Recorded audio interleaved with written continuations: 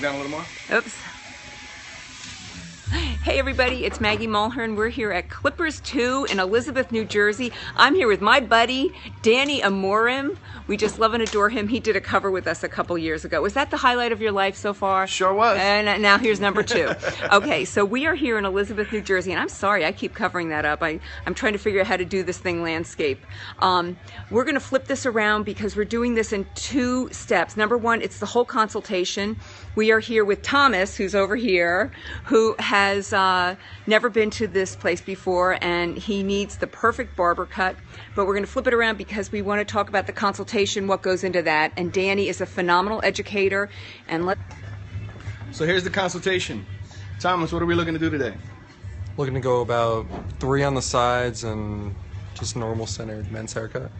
Okay, I've noticed you have a little choppiness going on here. Yeah, the last 2 cuts have been a little rough. Okay.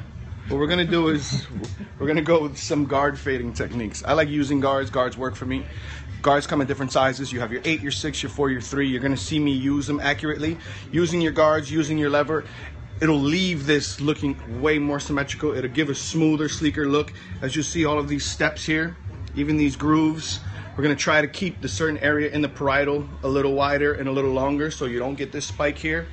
Especially with the cowlicks, you don't want to go too high. You want to try to leave some weight all the way around the parietal, even a little more, down to the occipital bone.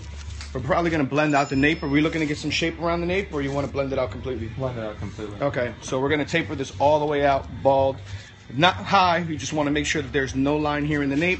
We're going to come around. He said he wanted a 3, so we're going to bring a 3 all the way around here, but once again, we're not going to come too high because you don't want the spike. You can already see the way his hair is growing. If you come too high, you're gonna get that spike. That's not the real look that we're looking for. We want it to lay. We want it to look good. So today, we're gonna give you a great clipper cut using all Andis clippers. You ready to go? I'm ready. all right, so before you do that, I have some questions. Do you ask him how often he, because I'm so used to being in the salon, how often he washes his hair, what kinds of products he likes to use? Talk about that. Okay. Normally what we do is, most of the time we wash their hair before we give him a clipper cut, especially if there's some type of product in his hair. His hair is pretty smooth. It looks like he doesn't really have much going on in his hair. He doesn't use much product. Do you use any type of product in your hair? I use Imperial, just a pomade. Okay. There's a lot of different types of pomades and a lot of different brands. Some are thicker than others. It's fairly smooth. Some of the pomade normally makes your hair stick and it's kind of thick. I don't get that feel from his hair, so I won't have a problem running the clippers through his hair. It'll give him a nice, sleek, smooth look that he's looking for. I'm really going to use something a little different, not so much of the pomade. I like using the pastes and the waxes, and actually have a real great product here. Yeah, we want to know what you're using. And somebody just asked, after you show us that, somebody just asked, how would you change the cut if it was thicker, coarser hair? How would I change the cut? It all depends. If it was thicker and coarser, he wouldn't have this problem here around the parietal. The way his hair lays and the texture of his hair, this is why he's getting that spike. Sometimes you get this effect a lot from, say, if I were to have an Asian client, a lot of the Asian clients, the texture of the hair is similar to this. So you have to be very careful when it comes to fading too high. You don't want that spike and that flare. Since we have a comb over look, we don't want it to look like a flat top. We don't want it to be too narrow. We want it to lay, and we want that roundness. As you see here from the back, you have that round effect. So if you bring the 3 all the way up to the parietal, you're going to get that flat top look, which we don't want. So you want to bring it down a little lower and gradually blend up so you can lay other than flare out. All right, 2 questions. One about texturizing and one about blending. Why wouldn't you use a blending comb, and do you texturize? I know they're 2 separate questions. So I work for the Andis company, and we make guards, and there's a lot of different ways to skin a cat.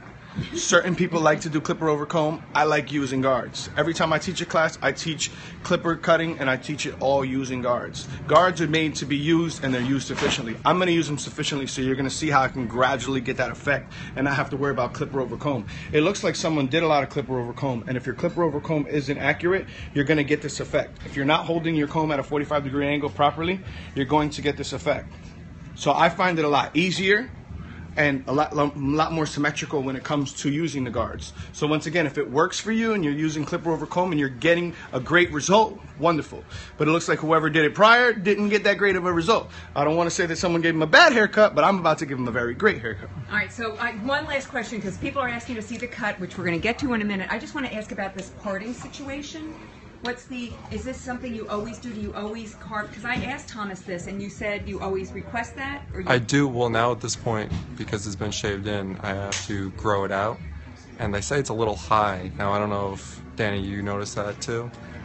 It really becomes preference of the hard part.